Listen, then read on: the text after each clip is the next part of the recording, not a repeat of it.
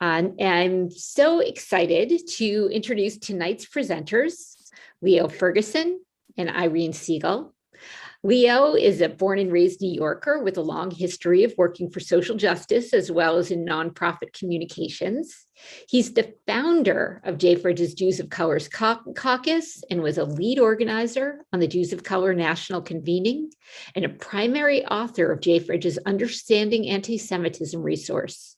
He's a graduate of Grace Paley Organizing Fellowship and a Ben the Arc Sela Fellow. Leo, I'm going to turn it over to you to introduce Irene. Thanks so much to both of you for joining us. Thank you so much for having us, Cheryl, and everyone at the JCC. This is fantastic. So I have now the incredible joy of introducing my co-facilitator for the evening, Irene Siegel. Irene is a Brooklyn-based educator, performer, community organizer, writer, and translator who's been involved with social justice work for decades. In recent years, her organizing homes have been with JFREJ, JPP, DSA, her local mutual aid group, her synagogue, Kolot Hayenu, and her Zen temple, Fire Lotus. She has performed and taught across the country and around the world. She teaches Jewish studies and social justice at local Hebrew schools and also freelances as a teacher of literature, writing, cultural studies, movement, and Arabic and French language. She holds a PhD in comparative literature from UC Berkeley. Welcome, Irene. Thanks, Leo. Great to be here with you and great to be here with all of you. So I want to start, this program is called We Keep Us Safe, and we're going to be talking about hate violence and how to become an upstander, and in general, how we've been thinking about hate violence and identity-based violence in New York City. We've obviously had this crisis of violence. There was the huge escalation in anti-Semitism that began in 2016 with the following the election, during and then following the election of Donald Trump, and really escalated. And then, of course, we've seen this incredible explosion of anti-Asian hate violence since the pandemic began. So really, painful. Sort of a painful tide came into our city. And so we're here representing JFREJ, Jews for Racial and Economic Justice, which is 30 years old and has been fighting for social justice in New York City this whole time.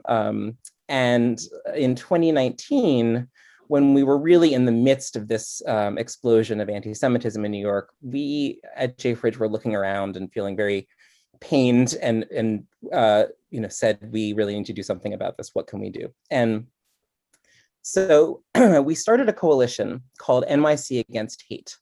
And that coalition involves organizations from communities all throughout New York City, all of whom have a vested interest, a shared stake in fighting against hate violence. These are all communities that have been targeted by hate, including the LGBTQ community, Muslims, Black communities, Asian, South Asian communities, immigrant communities, folks from all over the city, all of whom were experiencing hate violence. And the moment, I think, I can remember the moment when this coalition, when we really decided this was the thing that we were going to do. And it was when there was an incident of I think a 14-year-old, 13-year-old maybe, who had chalked a swastika on a playground in Queens. And the police arrested him and, figured out who did it and arrested him and tweeted very proudly about that arrest. And I just remember, seeing this and just thinking, everything about this is wrong.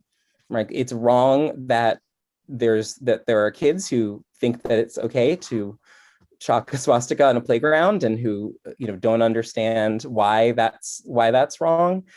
And it cannot make sense that the solution to that is arresting a 14-year-old, that there's something really broken in the way that our city is responding to violence. So that was the impetus for NYC Against Hate. We came together to try to figure out what are the actually effective ways that we can respond to violence. And we came together and we fought for the Hate Violence Prevention Initiative, which I'll talk to you more about at the end of this program, which is a really fantastic, groundbreaking city investment in fighting hate violence at the community level through education, through trainings, through bringing communities together, and fundamentally through this idea of safety and solidarity, that we keep us safe, that the real answer, the only really effective long-term answer to hate violence is that we need to be educated about it. We need to understand each other's communities. We need to understand hate, and we all need to make a commitment to sticking up for each other as neighbors all throughout New York. And so that's the philosophy that brings us here today. So we are going to start by just taking a moment to get to know each other and kicking it off. I'm going to turn it over to Irene. Yeah, so thank you, Leo. So really at the heart of this whole campaign and this whole idea is community, right? So community building. So we're going to be building a little community with each other for the next hour. And we just want to start off by giving you a chance to just have a little get together with somebody to just talk about a little bit about yourself. So we wanted you to answer a question. We're going to put you in breakout groups with one other person, and you're going to get a chance to answer the following very weighty and important question, which is, what is one thing that you are looking forward to doing in New York City this summer? So we're going to put you in breakout groups for about 3 minutes, I believe, yeah, and let you answer those questions and then come back together.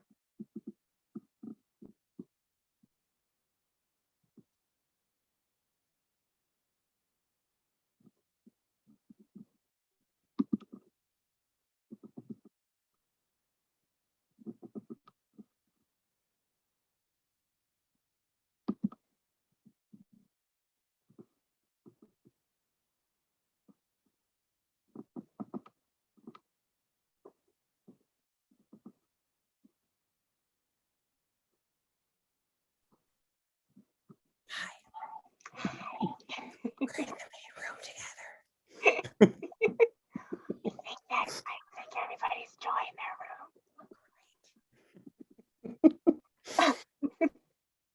their room. Excellent.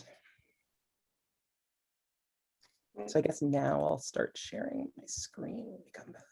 Perfect. Yeah, I guess we have a bunch of folks that aren't joining their breakout groups, but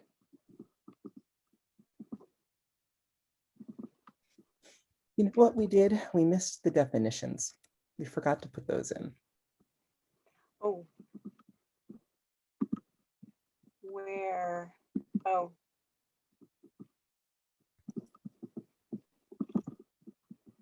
Let's see. We'll just, that's cool. We'll just I can do it quickly now and then. Yeah. Great. Okay, yes.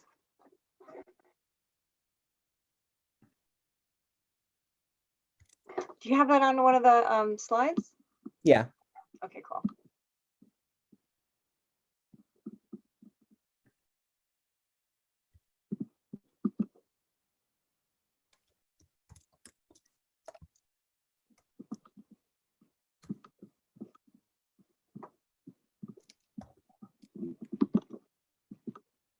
Do you want to hit that or do you want me?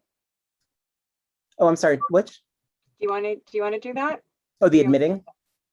No, the definition. Oh, the definitions. Either way.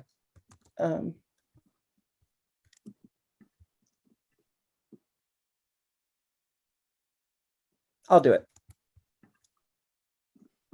Okay, I'm going to broadcast a message that we're going to bring them back. Great.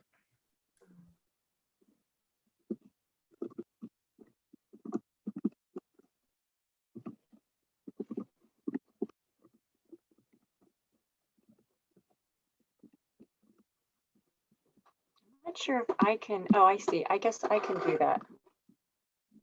I guess we can do that.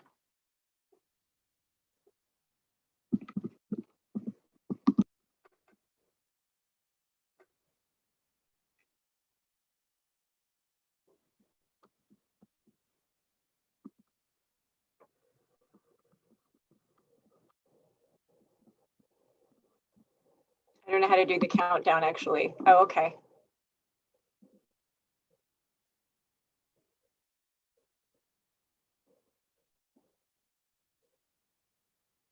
I bet Edgar is here and listening in, so I think you can. Oh, he's gonna close it. Okay. Not 30 seconds.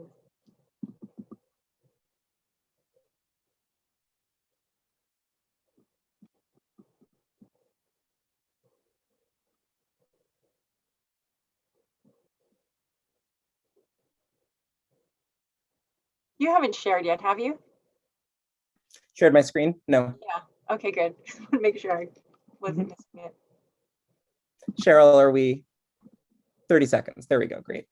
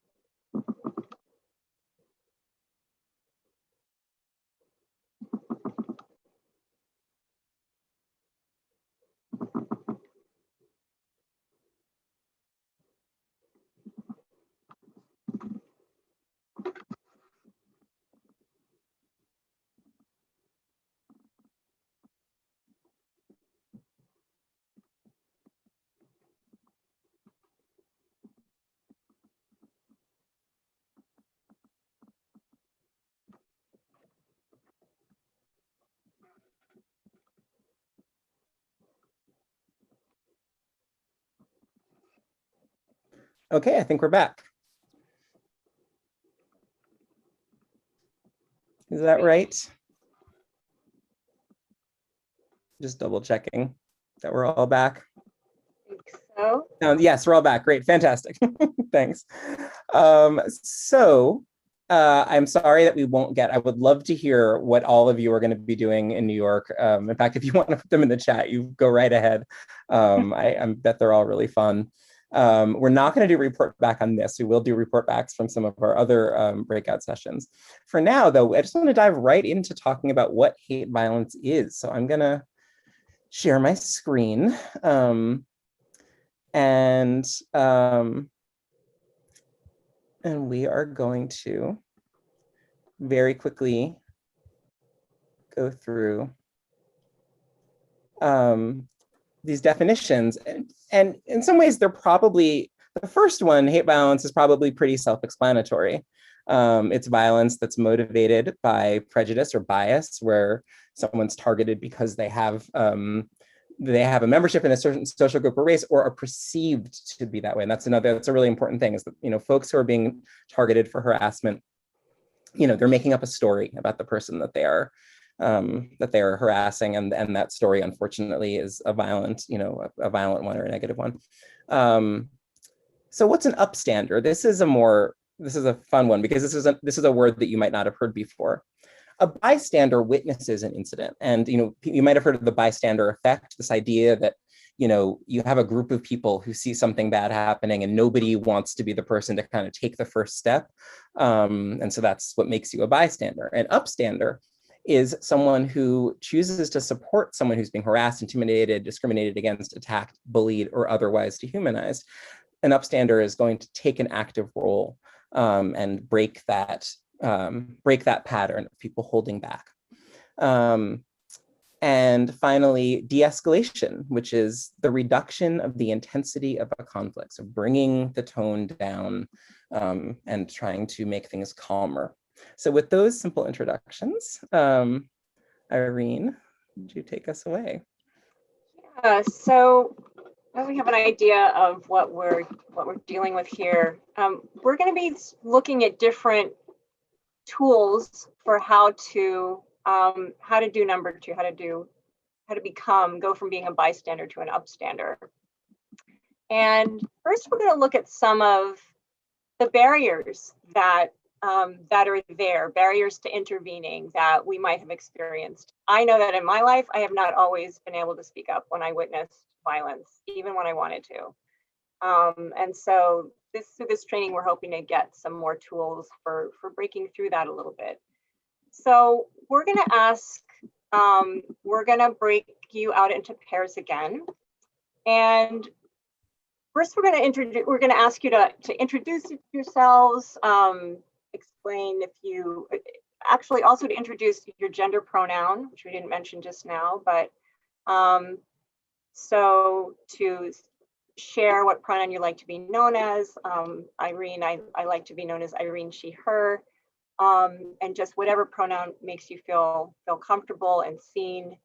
And then we're going to ask you to answer a question and to think about another 2 questions, basically. You have it on the slide? I do, bringing it up right now. So we're going to ask you to think, first of all, think of a time when you saw someone being bullied or harassed and you didn't intervene, and to really think about what were the obstacles that you felt prevented you from intervening, and to share those with your partner. So this is an opportunity to sort of think about what went into that scenario, and maybe what was going on inside of you.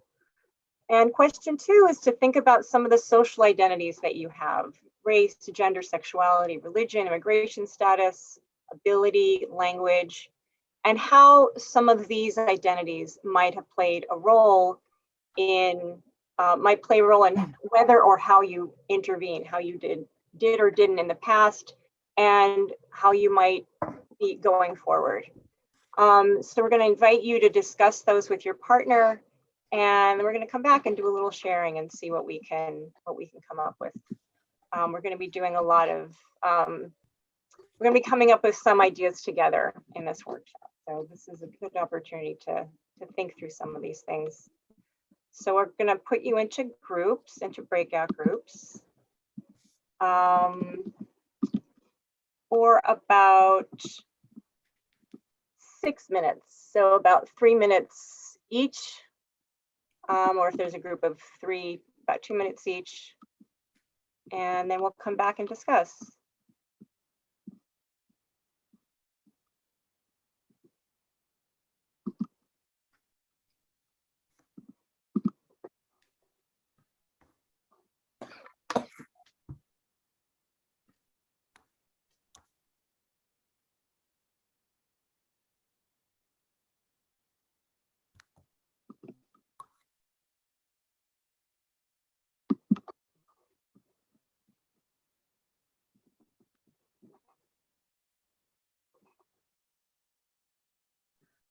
I went off camera for a minute because I had to go grab my power cord, which I forgot to do. Yeah, my computer just died before this started, so I think I'm good now. Fantastic. Let's see. How are we on time? 11:50. We're just a little behind. We just in terms of the report back, and then we'll be fine. So maybe if we, right. I think it's fine. If we cut a minute off the report backs, then great. And if we don't, then great. Yeah, 3 to 4 minutes. And actually, I can do this in like 1 minute. Cool. And this in like 2 minutes. We're Jews. We talk fast. Fast. Be a New Yorker. Exactly. Is the tech person? Oh, the breakout rooms aren't working? Uh-oh. Oh. Let me see. Okay. Hey, Edgar, did you hear that? It sounds like maybe some folks might be having trouble with the breakout rooms. Okay, great. Thank you.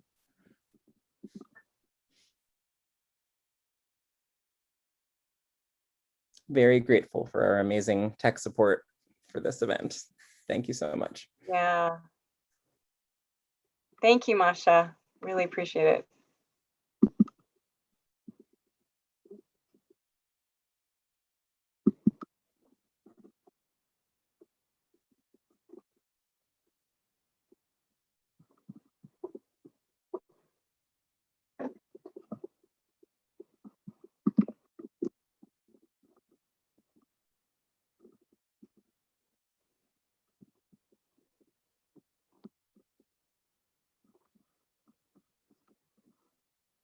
Oh yeah, I see a couple. Oh, okay, Rahel, let's see.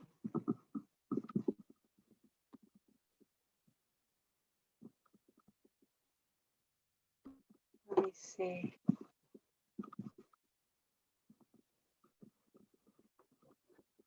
Well, you know what? For the folks who are here, maybe we can just have the discussion here. Yeah, exactly. Just do that. So, I'm trying to figure out the tech. yeah, so if folks want to say. They're closing in a minute, but yeah, somebody wants to share something about your a time when you felt you wanted to intervene. It also assumes they can unmute themselves, which I'm not. We can't unmute. Yeah, there you go. We're trapped. Yeah, we're trapped in the. Well, maybe Irene and I can say some things. I know that I certainly am, you know, I've lived in New York my whole life, and I know that I have been certainly in situations where I wish that I had intervened, and I had not. And I know that for me, probably the single biggest thing was just being afraid, like being worried about being targeted by violence. Like if I, you know, got up, that I would then become the target of something. Irene, how about you? Yeah, for me, the same. Worried about being a target of violence, and also sometimes I can think of a time when I was worried about being misperceived, about like butting into something that maybe, you know, people would say this isn't your business. Why are you getting involved in this? And so again, like another kind of fear, like a fear of being embarrassed or being inappropriate. Absolutely. And along with that is like not knowing what to do, right? Like that there's like the fear of not knowing what to do, that you're going to do the wrong thing. There's the fear that you yourself are going to be targeted by violence. Yeah. And there's some fear that maybe you don't understand what's really going on. Like it's, Exactly. you know, you didn't really get this situation. Great, we're all back. That's great. We were just, a few folks couldn't make it into the breakout room. So we were having a little discussion here amongst ourselves that you just caught the end of. Yeah. And maybe you all have been talking about some of the same things. So Irene? Yeah, I'd love to hear if somebody would like to share. We'll maybe get a chance to have 2 or 3 people share about how you feel that your identity played a role in whether to intervene or not in a particular situation or perceived identity. Masha, I think you've unmuted. Did you want to jump in? Yes, hi. So I thank you for doing this, first of all. I find this very interesting, and I would really like to walk away from this class with some practical tips. What I would like to say is this: I, thank God, have never really felt targeted because of anything. You know, but the point is, you know, you guys are talking about when, you know, when people witness somebody being, I guess, discriminated against or whatever, however it is you want to put it. What I would like to say is this: we're not, I mean, like, whoever is in this group or anyone, any given person may not necessarily witness anything, because like that's kind of like a chance encounter. But, and so like, yes, I would very much like to know what to do if I do witness something, but I also would like to know what I can do to help people that are being targeted by these incidents, whether or not I witness them. So yeah. Exactly. Thank you so much. Yeah, that's really what we're going to be wanting to focus on. And I'd love to hear from someone else who identified something about your identity that maybe felt like a barrier or felt like a point of hesitation for you, your identity or perceived identity, in choosing whether or not to intervene. There's somebody else who would like to share.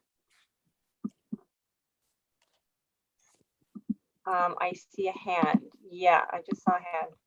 Sorry, I'm dealing with the tech here. Gail. Feel free to unmute. Yeah. Okay. I don't know. Yeah. Okay. Thank you for putting this forum together. I think in my reflection, I am much more likely to kind of stand up against identifying as a white woman. I'm more likely to stand up when there's another white woman, where I would probably feel more intimidated if it was a white man somehow, that I would feel more danger in that situation. Mm-hmm. Yeah, thank you. So it's really important for us to just become aware of some of these barriers, because the more conscious we are of them, then we can make, it gives us more choices, right? It just gives us a chance to think through what we're dealing with. And then we're going to be working with different tools that we can use to sort of approach these barriers. So Leo, do you want to move us to? Sure. Yeah, I'll just say, and we'll have a chance to talk more. We'll have more and more chances to talk about all this as we go on. I think that the thing that I just want to highlight is that part of what we're going to talk about in a minute is one of the pieces of this is assessing risk and assessing your own safety. That one of the key things, right, is that we need to feel like we're going to be safe to intervene. And there's a lot of reasons, whether it's identities that we may have, and a lot of other reasons why it might not actually make sense for us to, for example, stand up and talk directly to someone who's harassing someone in a situation that we see. It could be anything from, we have a young child with us and we can't take the risk of leaving them unattended. That's a very real reason, right? And it could also be because of one of the identities that we have, just don't feel like it would be safe for us to make ourselves visible in that way. There are still other things that we can do, and we'll talk about that in a minute. There are other ways that we can support someone who is being victimized. And so the key point just is that, number one, being an upstander carries risk, right? Like, we just have to be honest about that. Of course, everything we do carries a risk, and there's a huge risk to our city, to our, our conscience, right, to not intervene. And so part of what we're trying to do is just kind of push and try to help us, push ourselves to get a more grounded assessment of what level of risk we're willing to accept. And then the next piece is responsibility. That being an upstander, the real shift here, right, that I hope that we all make, and I'm saying this for myself too, is that I hope that all of us, that what we're trying to do is move to a place where all of us feel responsible for our neighbors, and in fact, for the safety of our city as a whole. That what we're trying to do is say that when we are out and when we are in public space, that we are part of a community and we are going to actively try to keep each other safe. And that's really the ultimate goal of, I think, all of this work. So with that, we are going to move on to some concrete information, key principles for being an upstander. And by the way, just to say, if you have questions, we're going to make sure to leave time for questions at the end. So if you're able to hold them, that would be great. But we will try to answer as many as we can. So, so I'm just going to share my screen again.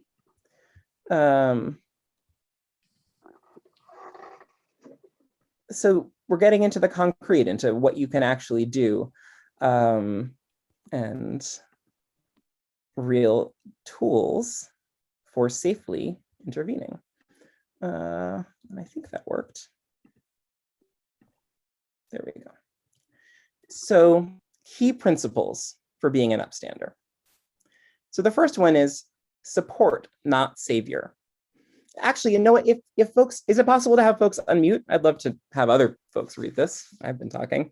So if people can be unmuted, if someone wants to jump in and read number 1 for us, that would be great.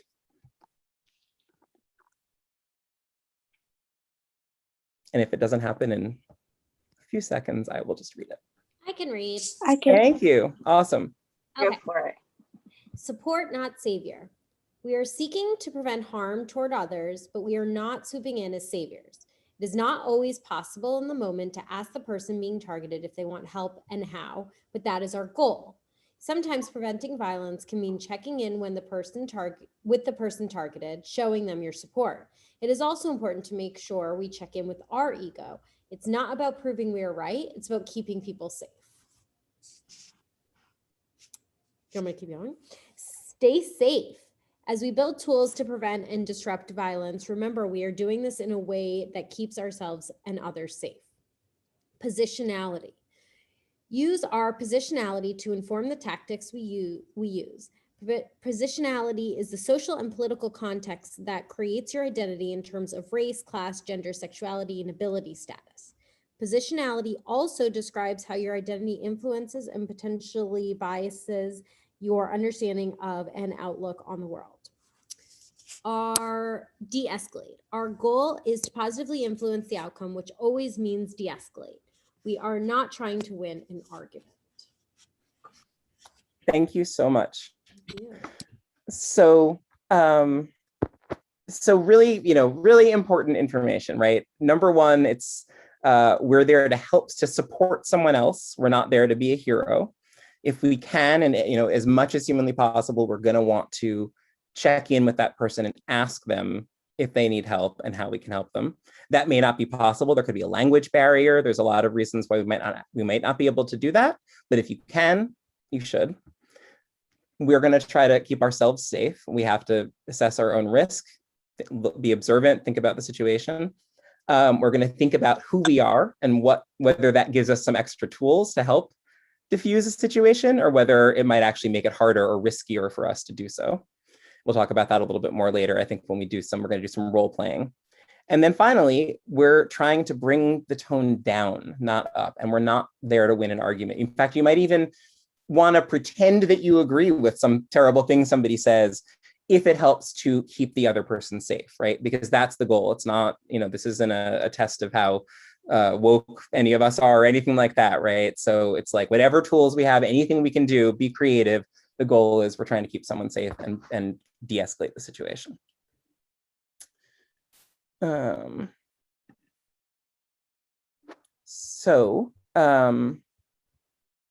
That brings us to some more concrete tools. Yeah. And I think that's you, right, Irene? Yeah. Do you wanna share again? Yep. So now we're gonna really get down into some real concrete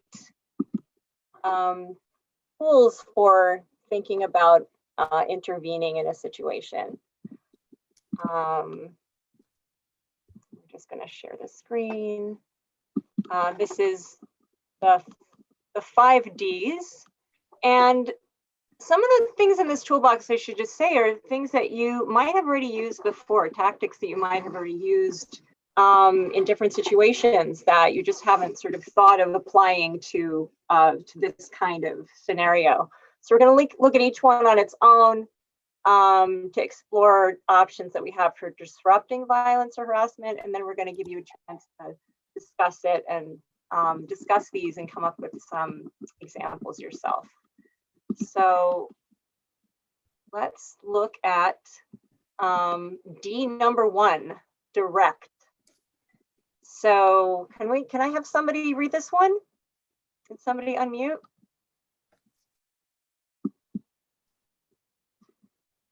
Is that Brianne? I can read. Go for it. Thank you. Okay. Respond directly to the person causing harm or physically intervene if necessary. Be confident, assertive, and calm. Direct. Exactly. So this is one possible tool.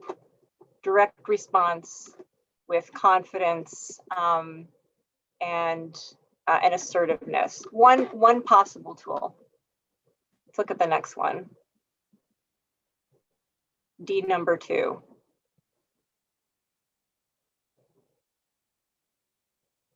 If I can get the slide to advance, of course. Oh, I think we slipped quick. Yeah, there we go. Number 2. I don't want to go to delegate right away. So there we go. Direct. There we go. Delegate. Oh, did we skip a couple? Okay. There we go. We're back. Delegate. That's the one. Let's go to delegate. Delegate. Can somebody else unmute?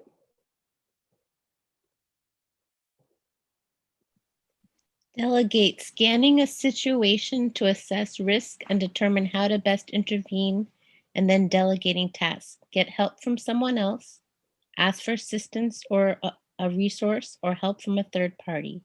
Delegate. So this is a great tool, especially because this really helps us to think about how we exist in a community, right? You're not alone, and to not think that you have to approach this situation as a lone person, to really try to approach it as a member of a community. So you can look around you and see what other people, who is around you who might be a resource and who might be able to help. And delegating is actually, it's a really great way of delegating is if you do see somebody, to be able to give them a very specific task.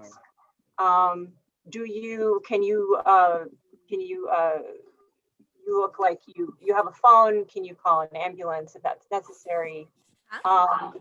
Or can you go and get help, another kind of help?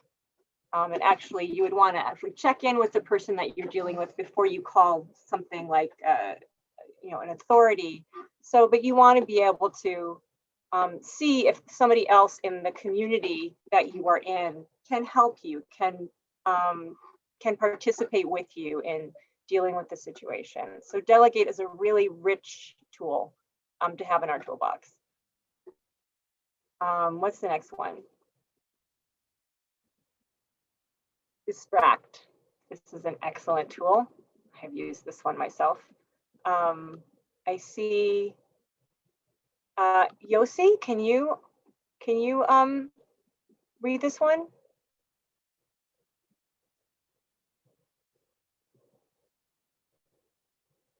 I thought that you were unmuting, maybe you're not. Can somebody else read this one? I can read. Okay, go for it. Distracting attention away from the person causing harm, the survivor, or the situation itself. Bring attention away from the person causing harm, the person who was harmed, or the situation itself. And some examples are, excuse me, or do you know what the next stop is? Yeah, thank you. This is a great tool also. Distracting can be a really good way of breaking the tension of bringing in sort of the element of surprise.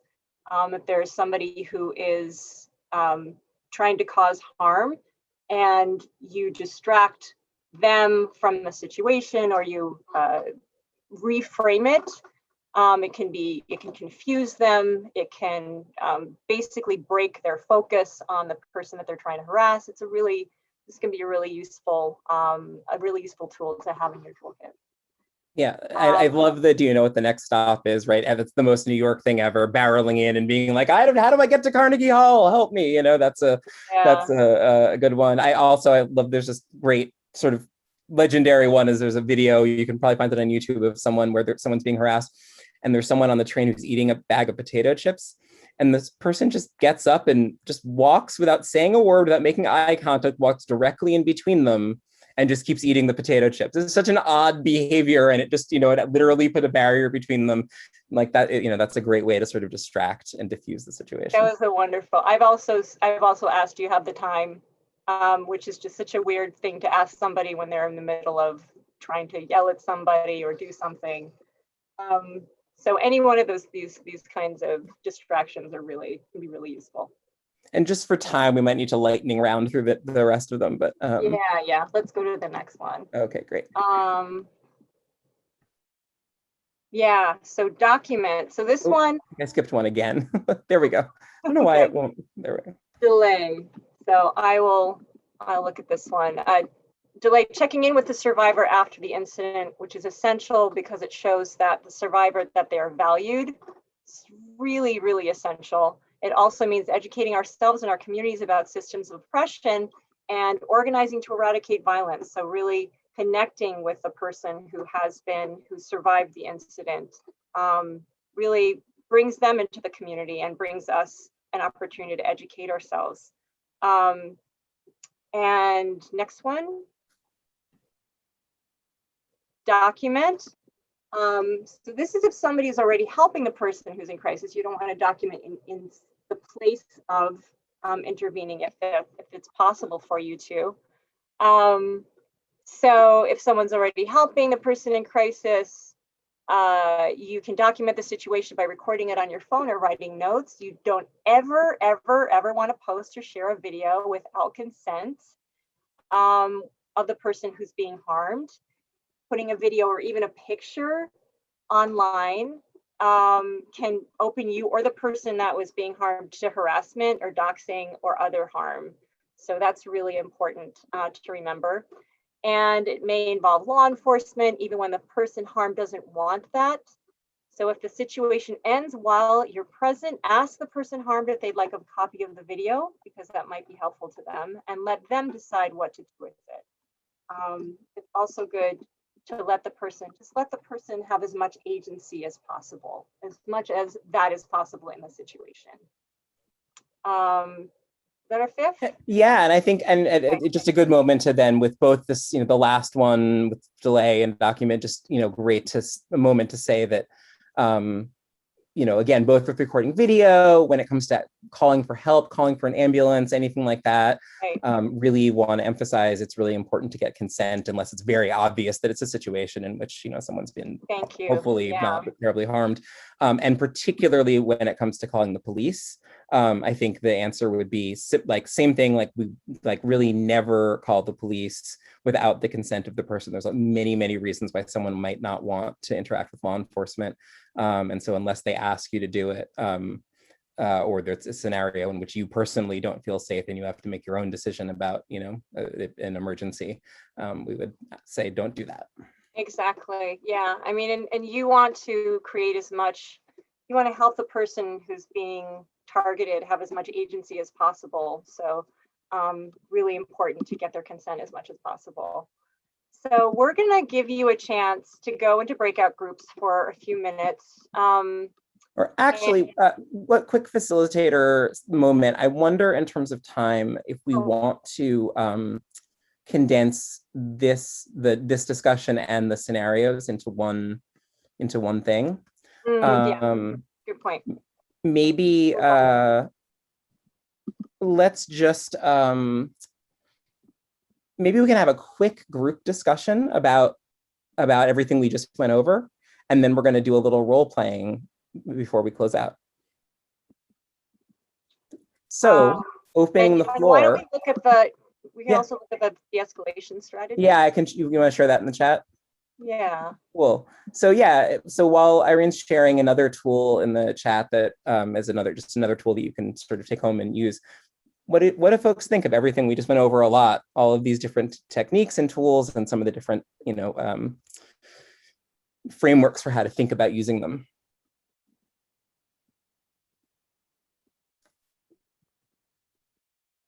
I'd love to hear from some folks who haven't said anything so far in public. We just want to hear as many voices as possible.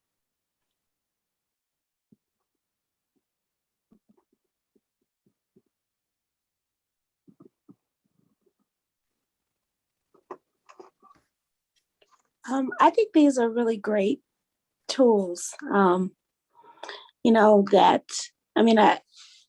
a person who maybe feels like they sometimes can't get involved, or they just don't know what to do, or you just hesitate. I do feel like I have gotten involved before, but I sometimes don't, or I second guess whether it's my place or so it's it was really nice to have a lot of different options, that, and they're not obvious, and it's not a total, confrontation. You're locking horns with someone, which then leads you down a rabbit hole of maybe other issues where you're not really helping in the situation in the end. So thank you. I really appreciate it. Absolutely. Thank you. And I think what Irene just shared, do you want to say anything about the de-escalation tools, Irene?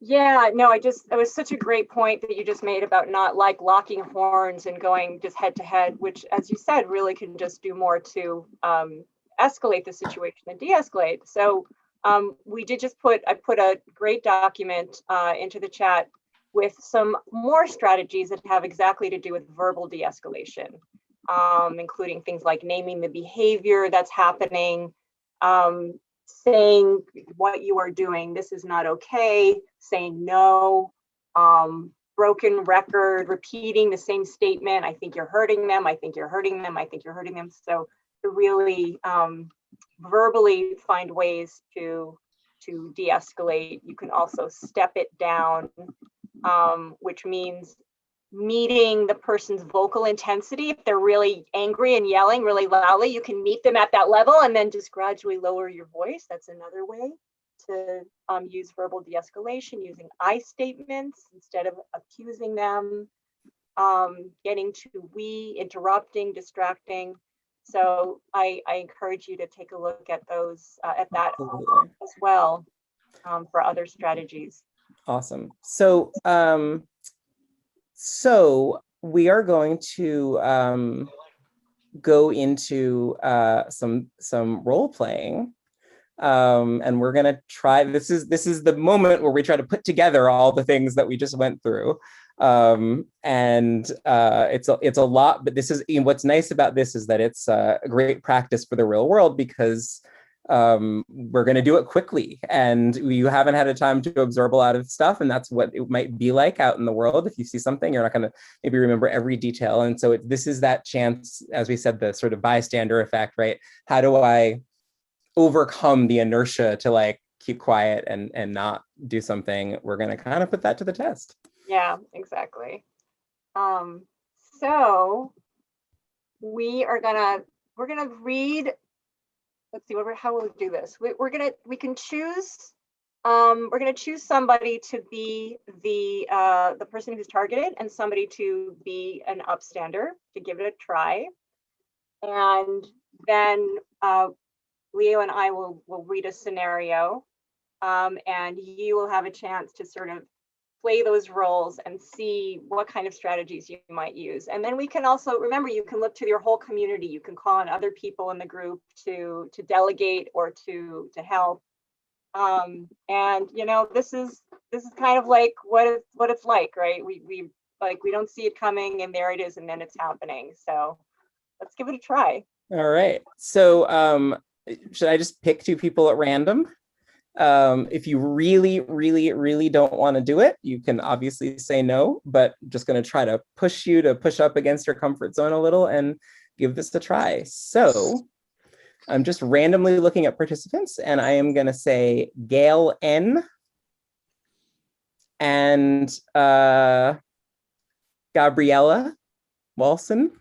Would one of you be willing to be our upstander, and one of you be willing to be our person who's being harassed? Sure. I thought I would have gotten out of it because I read. Irene, would you like to pick a scenario?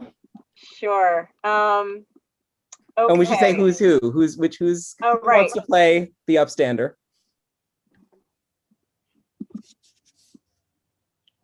I'll play the upstander. Okay, great. Okay, so here's the scenario. A group of Black teens are on the stoop of their friend's brownstone home in Bed-Stuy, Brooklyn. They are eating, talking, and laughing loudly.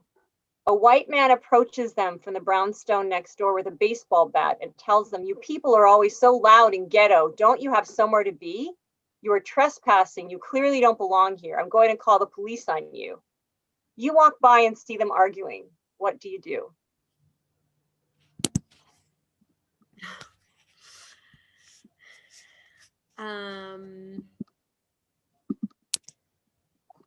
So in this slightly awkward scenario, the person who's being harassed is playing a group of people. Oh, that's true. Yeah. So just to say, you are representing a group of folks. Okay. So I think first I would, if I was walking by, I would ask the group, like, hey, are you guys okay? Oh, and I might say, no, this guy is, telling us we can't be here. We're on our friend's porch. Got it. Sir, it sounds like they're uncomfortable with how you're approaching them. And the guy maybe says to you, well, I live here, so what business is it of yours? Who are you to tell us?